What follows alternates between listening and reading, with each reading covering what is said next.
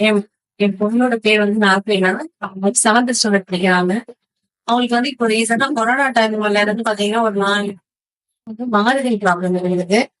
அது வந்து லைட்டா இருக்கும்போது நாங்க அப்பத்துலருந்து வந்துட்டே இருந்தோம். எக்ஸர்சைஸ்லாம் குடுத்தாங்க. ஆனா ஒரு கட்டத்துக்கு மேல அது ரொம்ப அதிகமா போயிடுச்சு. இப்போ பாப்பாக்கு வந்து பார்த்தீங்கன்னா, எங்க நிர்மல் ஐ ஹாஸ்பிட்டல்ல தான் இந்த 4 இயர் 3 1/2 இயர்ஸா நாங்க செக் பண்ணதுக்கு அப்புறமா ஆப்ரேஷன் இப்ப ஸ்டார்ட் பண்ணாங்க. பண்ண உடனே பாப்பாக்கு வந்து அந்த மார்பின் வந்து ரொம்ப ஒரு கல்ல ரொம்ப தள்ளி போயிருந்துச்சு. கஷ்டம்னு தான் சொன்னாங்க. கஷ்டம்னா வந்து கொஞ்சம் கஷ்டமா இருக்கும். ஏன்னா ரொம்ப தள்ளி போயிடுச்சுனாங்க. இப்ப பாப்பாக்கு வந்து அந்த ஆப்ரேஷன் பண்ணி ரொம்ப நல்லா இருக்கா. நாங்க ரொம்ப ரொம்ப பயந்தோம். எங்க வரதுக்கு முன்னாடி.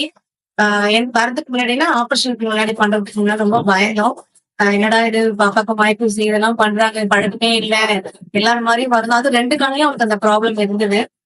2 கண்லயும் நாங்க வந்து உடனே பண்ணணும் சார்ன்னு சொன்னதுனால, அது கொஞ்சம் பயந்தோம். அதுக்கப்புறம் பார்த்தீங்கன்னா, இங்க இருக்க சிஸ்டர்ஸ் எல்லாமே சொன்னாங்க எங்களுக்கு.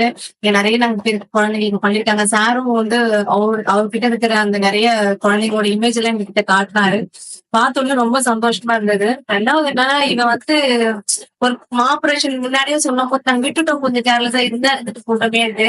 ஆனா அதுக்கப்புறம் பார்த்தீங்கன்னா, கிளாஸ்ல அப்புறம் சுத்தி இருக்கவங்க என்னன்னா ஒரு 2 நிமிஷம் நீங்க பேசினா கூட அவங்க உடனே சொல்லுவாங்க. பாப்பாக்கு என்ன கண்ணு இது இருக்கு?